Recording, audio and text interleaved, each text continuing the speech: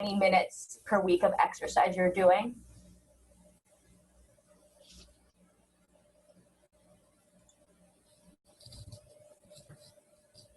Great. Thanks, Jocelyn.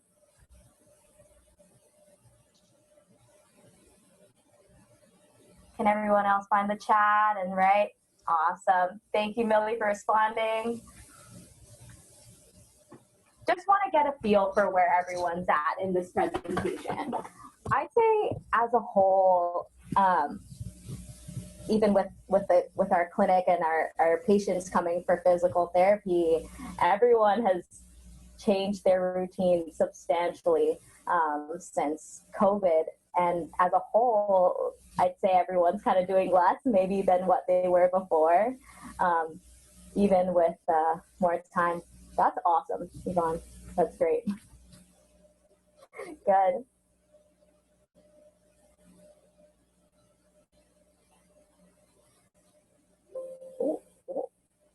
Oh, and I'm writing on this. Wow.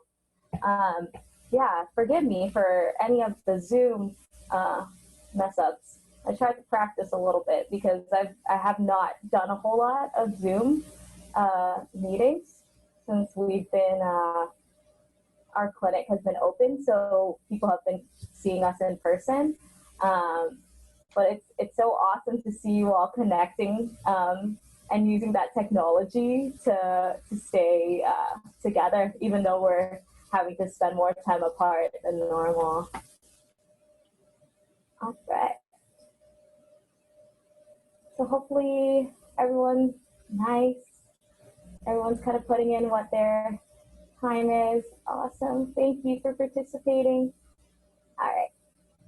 Great. So it seems like we kind of have a varying number with the less than 60 or 60, 150. I saw Yvonne getting that 180 minutes. That's awesome.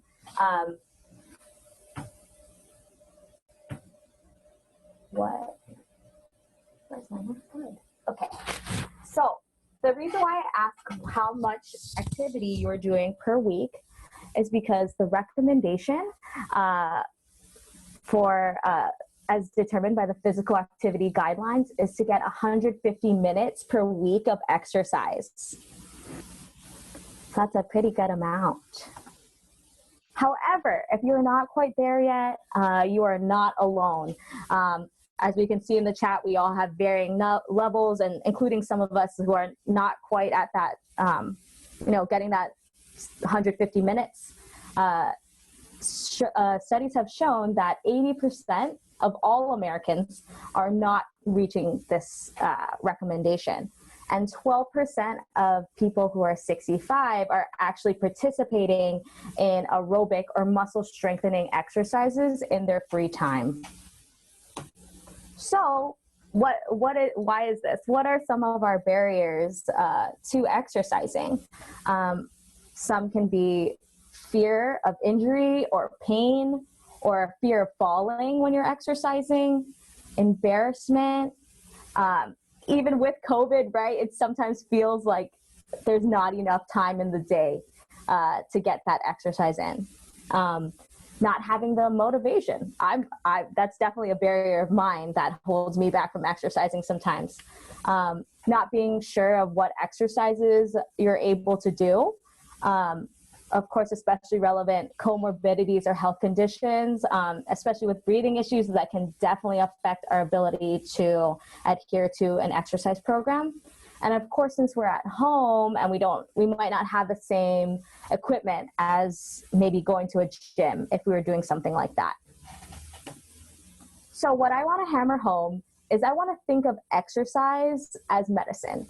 We would not miss a dosage of our medication because that's important for managing all of our various health conditions.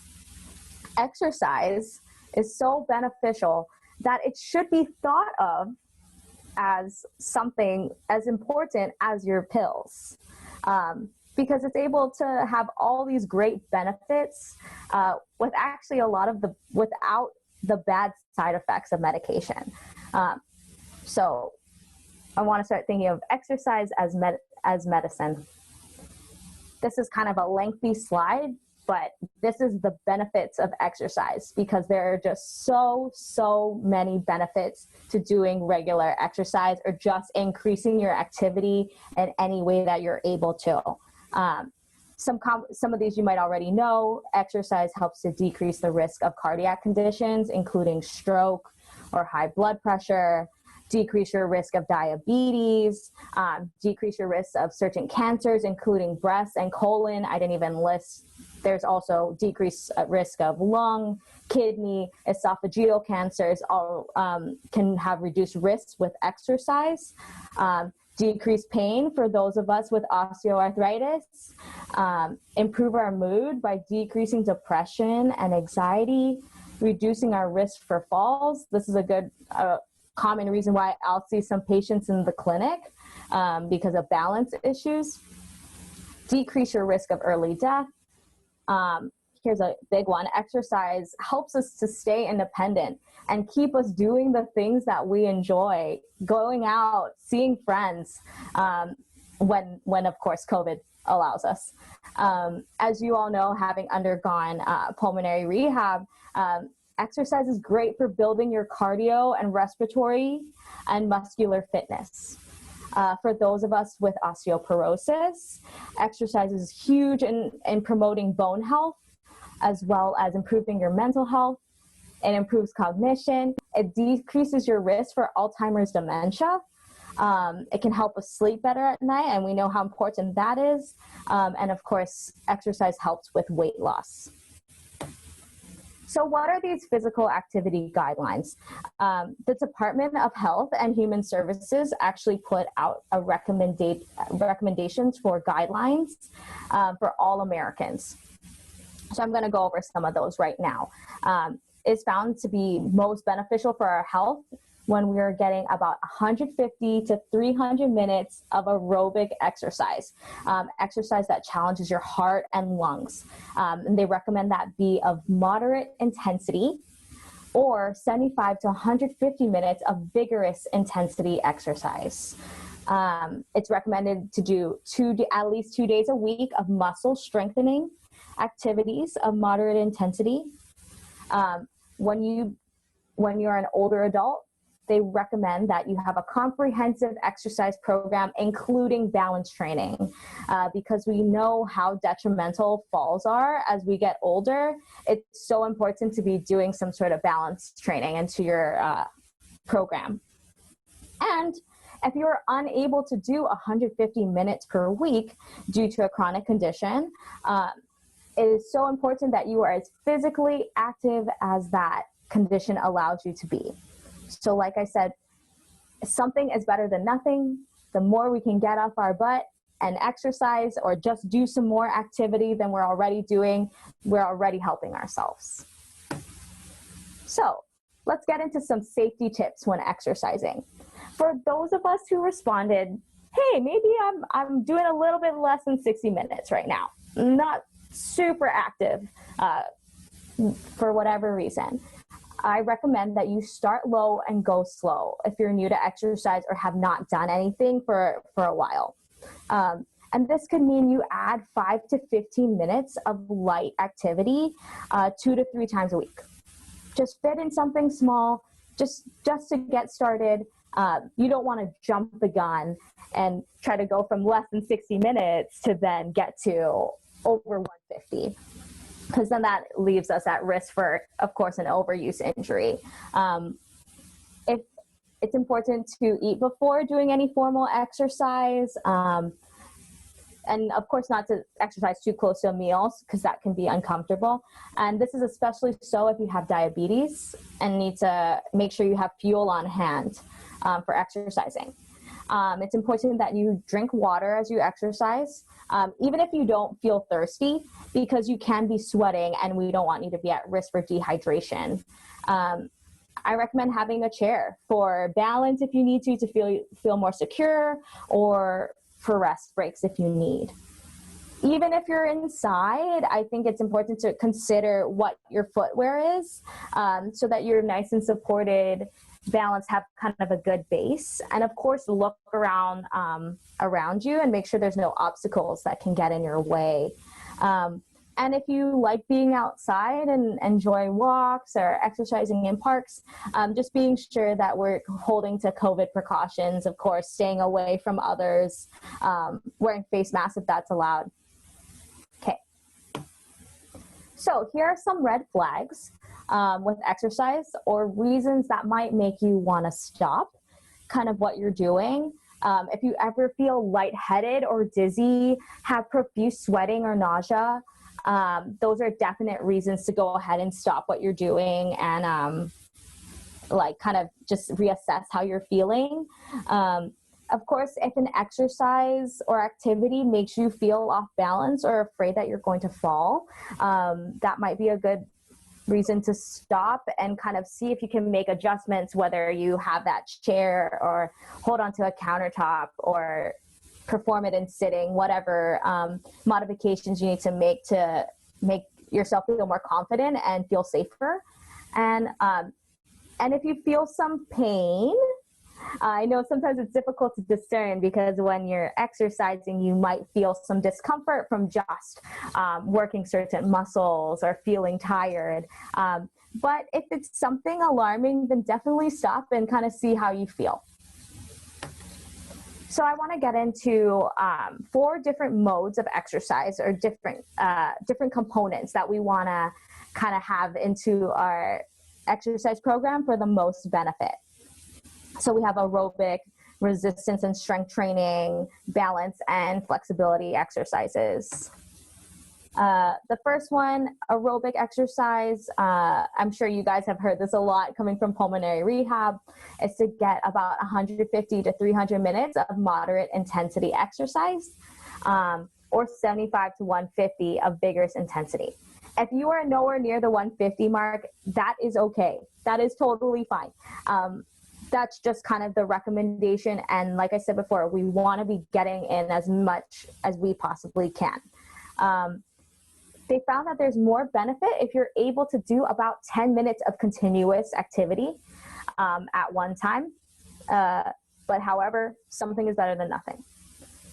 If you're wondering about what is this intensity, moderate versus vigorous, you guys might be familiar with the rate of perceived exertion scale, which is gauging how intense an activity is on a scale of 0 to 10.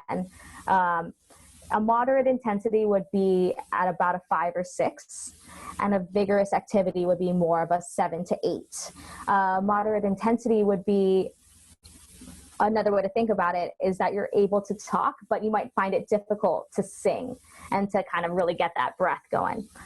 Or a vigorous activity might be, you can only get a few words in at a time.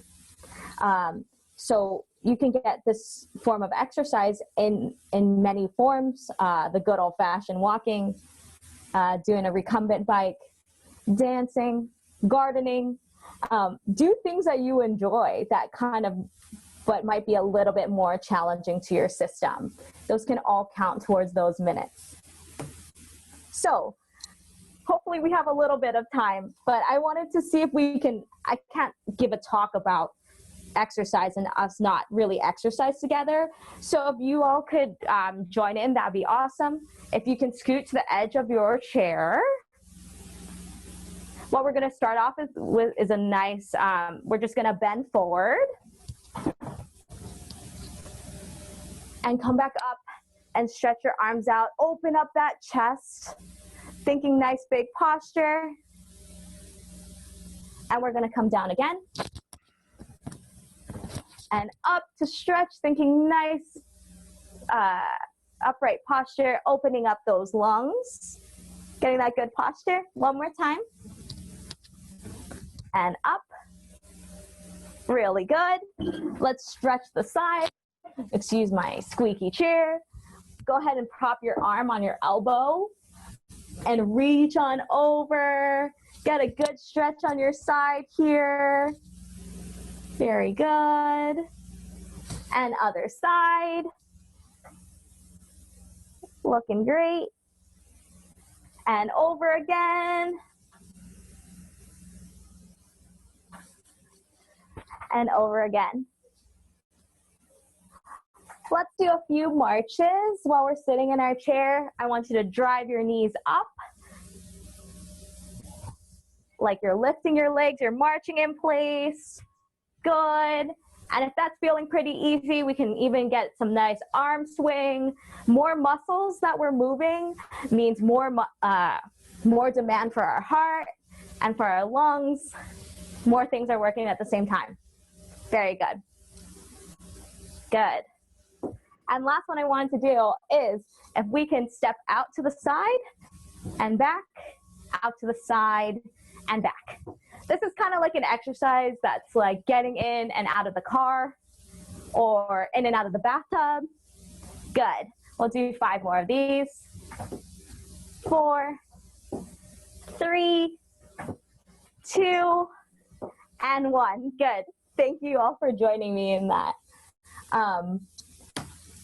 The next kind of exercise I want to get into is resistance exercise. So I love Kurt's weights. It's recommended that you do at least 2 days per week of this sort of exercise.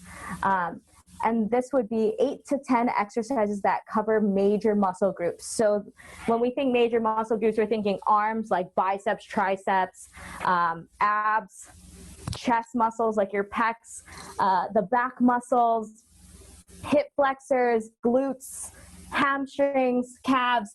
Just getting a full body strengthening program is really beneficial. But if we're new to that sort of exercise, it's totally okay to do 1 day a week, to just start once and ease into it. It's most beneficial when this sort of exercise is progressive. So meaning like you're challenging yourself, and using things like weights or bands if you're familiar with those. You can even do things that are weight bearing like squats, push-ups, planks, things like that where you're using your body weight for challenging your system. It's recommended that you do 1 to 2 sets of about 8 to 12 repetitions. And the 8 to 12 repetitions means like when you're nearing the end of those reps, you're feeling pretty tired. That's the best way to make things challenging and progressive. So then that way you're really getting as much strength gains as you can. I also want to note that when you're doing strength training, delayed onset muscle soreness is totally normal. So some soreness that you might feel 24 to 48 hours after doing this sort of activity can be expected. So don't be alarmed if you start a new kind of muscle strengthening program and then next day you're like, ooh, I really feel that a little bit. Oftentimes that will go away within 24 to 48 hours. And oftentimes by just kind of moving around and getting blood flow to those muscles. So I want to talk about a concept called avoiding 1 rep max living. You don't have to worry about the term too much. 1 rep max, if you're unfamiliar with weightlifting, is kind of like the maximum load that you can push or pull or whatever the exercise is. What I see in the clinic for especially our aging population is that there's a lot of people who are kind of just operating at this 1 rep max. Like this gentleman here on my slide where he needs assistance to get up from a chair. So it's almost like taking all his effort to perform the strength task of getting up from a chair. Or if you're doing your grocery shopping and you're carrying like 5 pounds of groceries and that's like extremely heavy, right? Or lifting that gallon of milk to be able to pour it into a cup. And that's difficult. And this phenomenon is caused by, as we get older, our muscles unfortunately do get weaker. We lose about 1 to 5% of our muscle strength after the age of 30. So kind of the further along we get away from 30, we're kind of losing our muscle performance ability.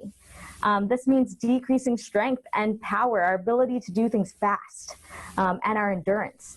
And those components increase our risk for going to a nursing home after being hospitalized, as well as increasing our risk for falls. And unfortunately, this weakness is exacerbated by being inactive. So I'm very sorry to point out such negative things, but what can we do about it? There's something we can do. It's important to be doing a progressive resistance training program that can help to actively combat your deconditioning and stay strong as we get older. Just like that gentleman holding that weight, that kettlebell there.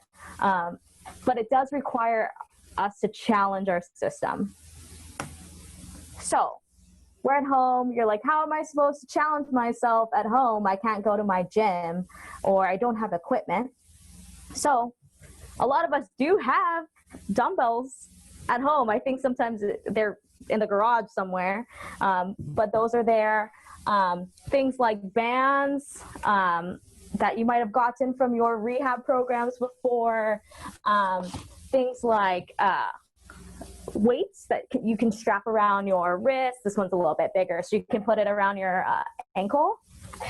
But you can use things that are within your home, things like gallon jugs and fill it with water or sand, filling socks with beans, using bags of rice, whatever you can find. I've had patients at home use pots and kind of just fill it with things that they can find to get some load or resistance there.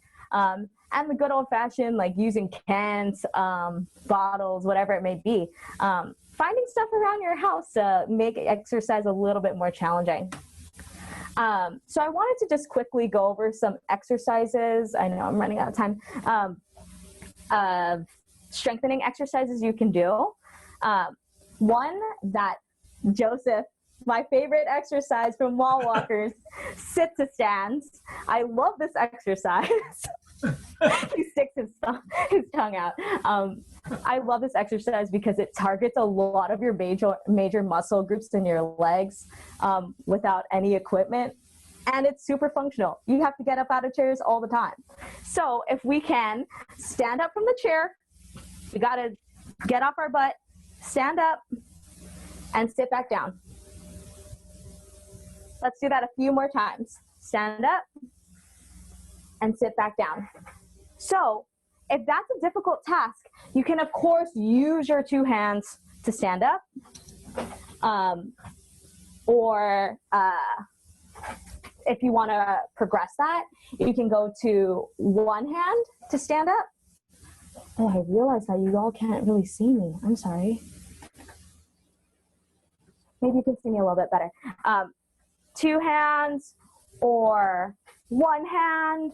That's a great exercise that you can do, because if we're sitting anyways watching TV, being on the computer, that's a great rest break to take.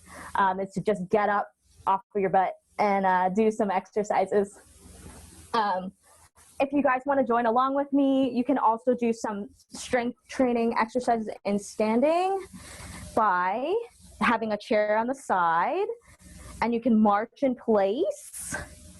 You can even put some ankle weights on your legs. Or if you have a band, you can tie it around your legs there to kind of get those leg muscles working. You can do the good old-fashioned kicking your leg out to the side. It looks like this from the out to the side there. That's going to work your hip abductor muscles, which are important for helping us keep our upright posture. Things like kicking your butt, that works your hamstrings.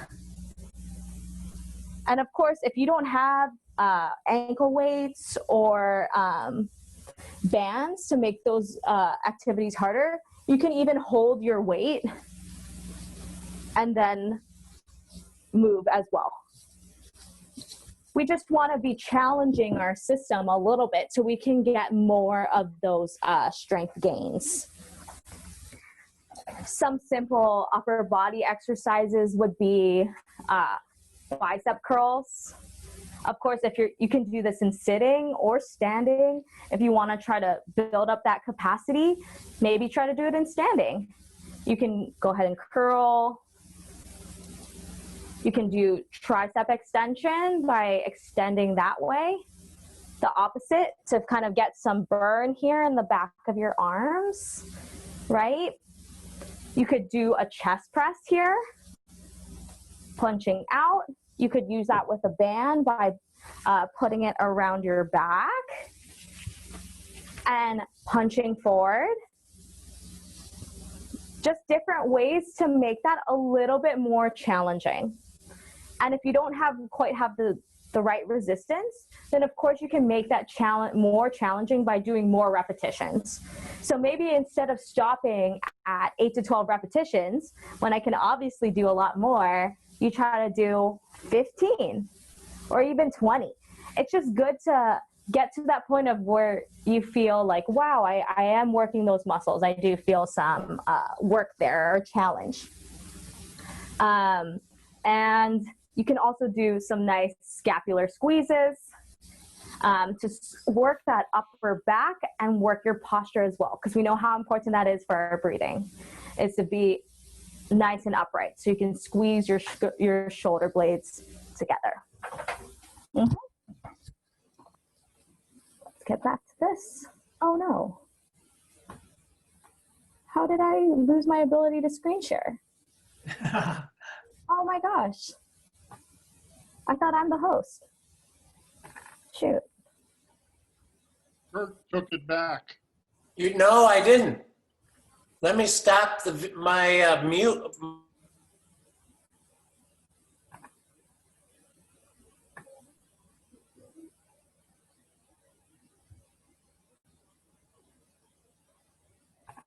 Well, sorry that you have to look at my face instead of some slides. But the next kind of exercise I wanted to get into is balance exercise. Like I said before, as we get older, it's so important that we do balance training, because we know how detrimental and costly a fall can be. And so it's important that you're doing some sort of balance training into your program. And of course, if you have specific concerns about your balance, or feel afraid of falling, or feel unsteady when you're standing or walking, you can always ask your physician regarding a referral to physical therapy. Then that way we can better tailor an exercise plan for you to address your specific balance impairments. And so balance training would just involve postures that kind of make you feel a little bit more unsteady. Of course, not to the point where you feel like you're gonna fall, but something to make you feel a little bit off balance, so that you can challenge that system a bit more. It's also important to work the strength of your postural muscles, because that's what's keeping us upright, especially of the hips, the trunk, the ankles, because those are all important parts of keeping our balance. And you can even challenge your balance by trying to do things by kind of keeping your eyes closed when you're sitting. Then that way you can become less reliant on your vision, which we tend to do as we get older. Of course, it's important to be safe as we're doing our balance exercises. So using a chair if you need to, or countertop, something that feels sturdy, so then that way you can feel safe. So some examples of some balance exercises, feel free to join if you want. You're gonna stand up, and you can even do something as simple as keeping your feet together and have that chair nearby.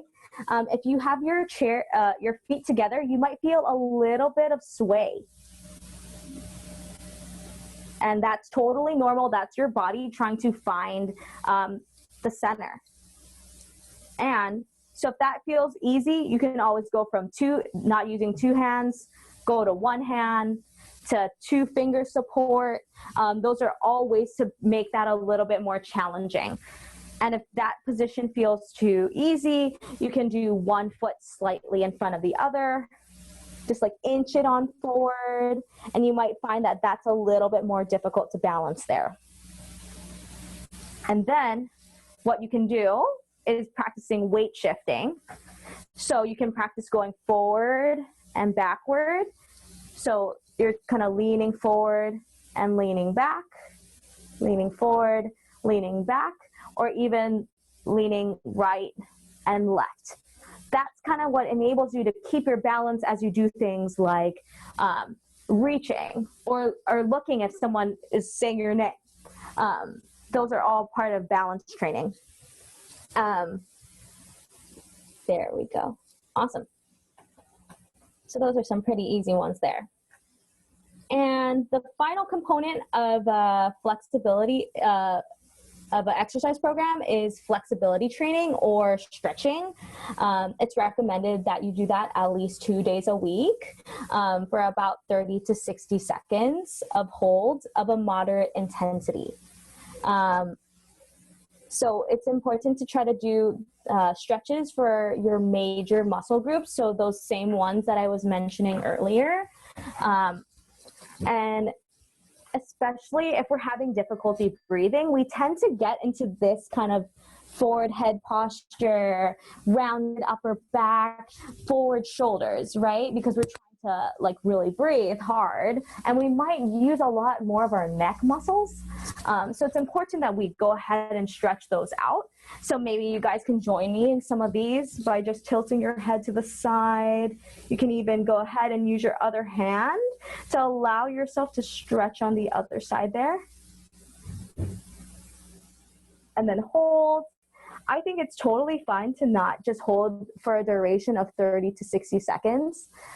If that feels too uncomfortable, then go ahead and break that up to 6 times 10 seconds or 4 times 15 seconds.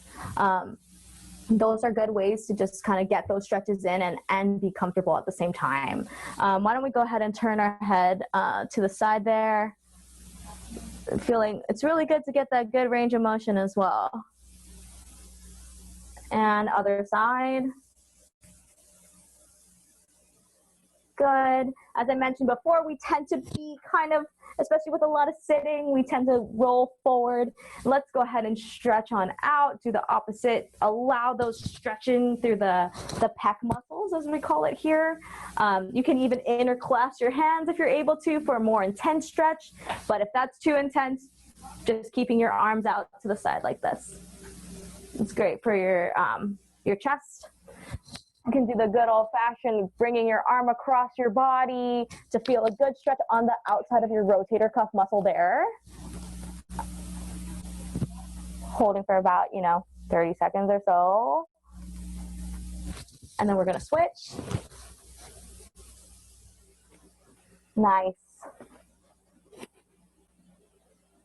So, and when we get to exercises of the stretching for the lower body, sorry for the weird angle, but you can scoot to the edge of your chair, so then that way you have more room to move. You can kick out one leg to the side, and then that way you can get a better stretch in through the groin and the adductor region, which tends to get tight. You sit up tall, and then gently lean forward. And then you'll find that you can get a little bit more stretch in through that inner thigh muscles. Yeah, and then we can switch sides. Leaning forward, using the chair for balance. Nice. If we get into something like the hamstring stretch, is that muscle that attaches from your butt and into your knee. You scoot towards the edge of your chair, kick your leg out straight. The knee needs to stay straight, so then that way you can get more stretch through that hamstring muscle. If you sit up nice and tall, and then gently hinge forward from your hips as opposed to rounding this way, because then that's stretching more of your low back. If you sit up tall and gently lean forward, you should feel a pretty good stretch in the back of your thigh. And you can hold that for a little bit. And then we can go ahead and switch sides.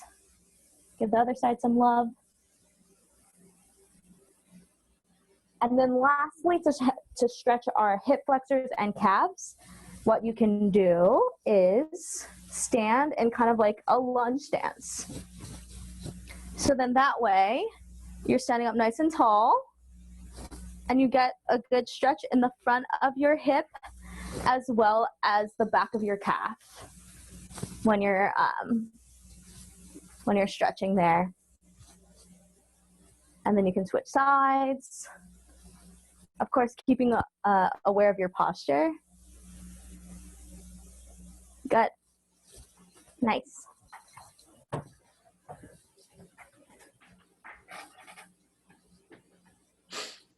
And so those were the 4 main components of exercise that I wanted to go over, because those are the important ones. So now that we've talked about how important exercise is and what should we do, how long should we do it, how are we going to do it? That's the hardest part sometimes, right? Getting it done, right? So what I would start off with is trying to set some goals. Think of what might be feasible for you to do. Hopefully you've been convinced that exercise is important and that it's really, really beneficial for us. Think about how many minutes or how many steps or however you want to phrase it that you think you can do and add on to your routine realistically. Like I said before, if you're at the less than 60 minutes, maybe it means, hey, I'm going to add 2 days per week of me just trying to do 10 to 15 minutes into my schedule. It could be that small. It's important to be starting somewhere and doing something, because we know how much benefit we can get, and every little bit counts. For those of us who think that there's just not enough time in our day to exercise, I would recommend that you schedule exercise into your day. Maybe after eating a breakfast and have some time to get that cup of coffee in, or whatever your morning routine is. And then maybe an hour after that, you're like, I'm going to go for a walk, or I'm going to do my strength training exercises at this time, and allow for that. That's kind of your commitment at that time. Of course, we're also busy. So exercise is so beneficial. We want to make time for it. If we are not as active because we are watching TV, I would say, why not do some exercises during commercial breaks, right? Maybe it means you do 5 sit-to-stands when that commercial is going on, right? Or when the commercial is on, okay, hey, I'm going to go to the kitchen and I'm going to do some of those standing exercises at the countertop. Or, I'm going to do some laps around my house, right? Kind of use that time anyways to just squeeze any little bit amount of activity. Less time on your bottom, the better, right? Having a workout buddy is huge in trying to keep us accountable, right? You have a great network right here. You could call, text, email, whatever, to say, hey, or even create a challenge, like, how many minutes did you do this week, right? Or like, hey, why don't we go for a walk right now? Even though we're apart right now, like, finding ways to stay connected and even hold each other accountable about exercise is a great way to stay active. Like I mentioned before, you can make your own equipment, right? So we don't need a fancy gym or spending tons of money. You can go ahead and find stuff around your house to work out with. What has gotten pretty popular is like pedometers or step counters in the forms of Apple Watches or Fitbits. So things like that to kind of know how much activity you're doing, and to kind of keep you on a goal of trying to get so many steps in a day. That's a really nice way of kind of making sure you're getting your activity in. And I'd say the more engaging and fun your exercise is, whether it's like putting on some nice music that you enjoy and makes you feel like dancing or moving, or watching videos on YouTube or whatever it may be, just the more fun and more you're looking forward to doing an activity, of course you're going to be more inclined to be involved in it and get those minutes of exercise or activity in. And even, like I said, even functional activities can count towards your minutes of exercise. things like climbing your stairs, doing your gardening, doing grocery shopping, all of that everyday stuff that kind of gets you moving, that can all totally count. And so I had put some things on here, but on my slides, but if you go to youtube.com, there's some great exercise videos on there. If you do go, the number 4 and life, that is exercise videos put out by the National Institute of Aging, I believe. So they have a bunch of older adults doing exercise of varying levels, whether it's standing or sitting. I found things like Tai Chi videos and sitting, if that's, you know, your functional level at this time. Of course, there's standing stuff. There's even like people dancing if you want to follow along with that. I think it's just important to stay active and engaged and finding things that keep you moving. Of course, if you have any specific impairments, whether it be pain or difficulties with balance or questions about what best exercises are there for you, you can always ask your physician for a referral for physical therapy. And that way we can tailor something a little bit more towards you and your goals and what you want to work on. And I know I like quickly went over some exercises, but I can go ahead and send a PDF handout to Joseph and Jackie about some of those exercises so you guys can look at it and follow along with an exercise program so that you have something to kind of follow along with if you'd like. And I think that's all that I want to discuss with you. Thank you for sticking with me despite all of my Zoom difficulties. Sorry about that.